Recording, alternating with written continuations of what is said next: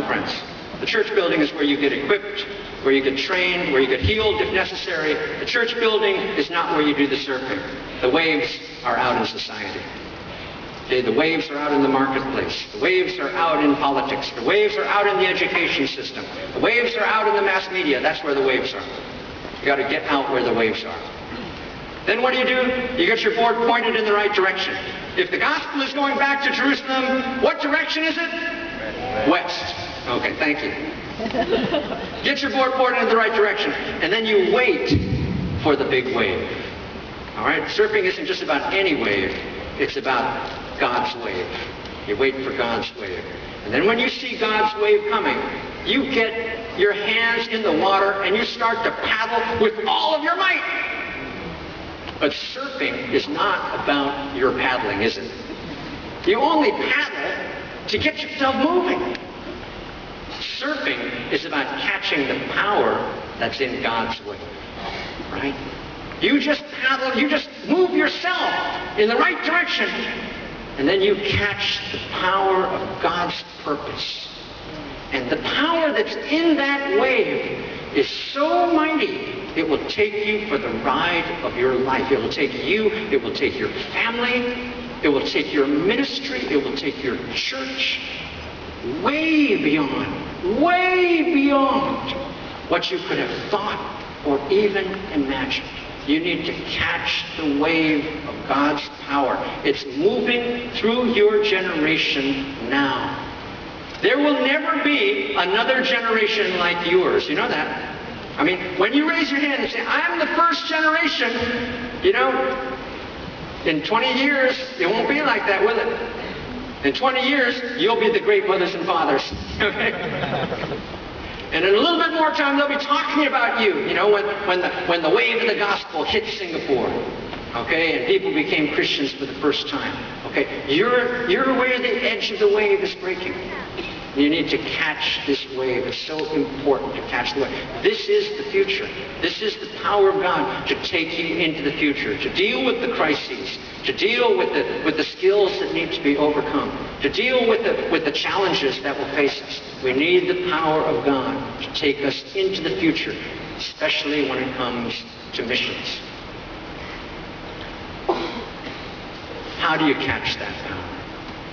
Well, you know, one time I was at a conference in the United States, and I gave a message very similar to this one. And I wondered out loud, I said, what would it be like to surf on a tsunami? I mean, people think that tsunami waves are so big and they're so destructive. Yes, they are. They're very destructive. And I don't mean to make light of this because of the recent tragedies. But imagine if you were able to surf on a tsunami, to catch that kind of massive power. And I wondered out loud. And during the break, I was approached by a man who introduced himself. He said, I'm a pastor from Hawaii, and I've got something that you need to see. And he gave me a little thumb drive with a 30-second video on it. And I'm going to show you that video, Lord willing, in just a second. But I want to ask you something before I show you.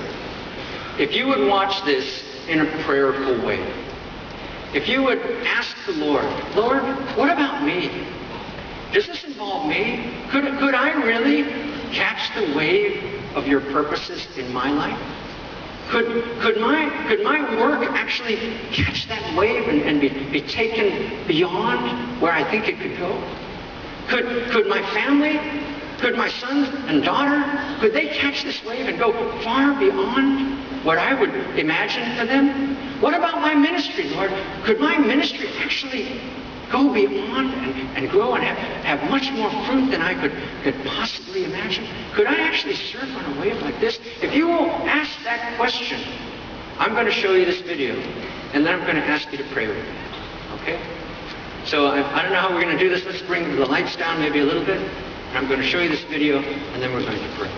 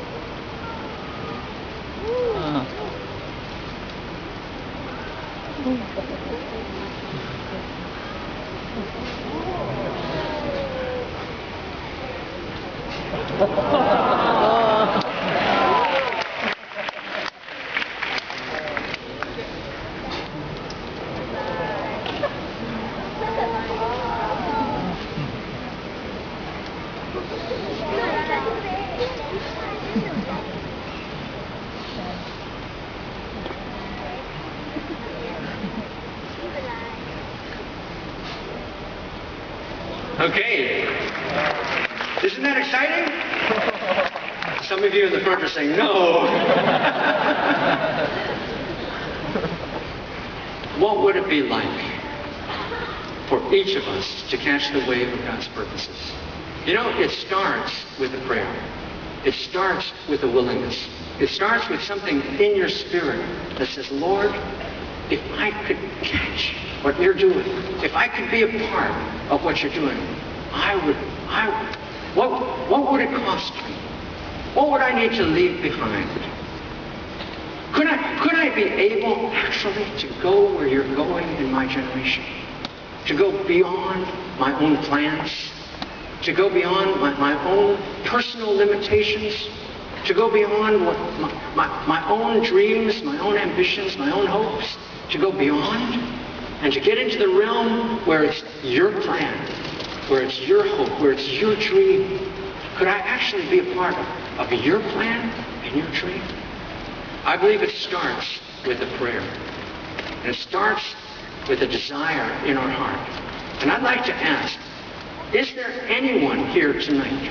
And you know, as I was waiting for my turn to speak, I felt the Lord was saying that I would give this message that I just gave you tonight. I would give this if only one person were to say, that I got it, and I'll go. But I believe that there are more than one person here. If you would raise your hand, I'd like to pray for you. If you would say tonight, I want to catch the wave of God's purpose, please, Lord, raise your hand. Go ahead, raise your hand. Lord, please, don't let me miss what you're doing in my generation. Don't let me miss it, Lord. I must be a part of this. Please.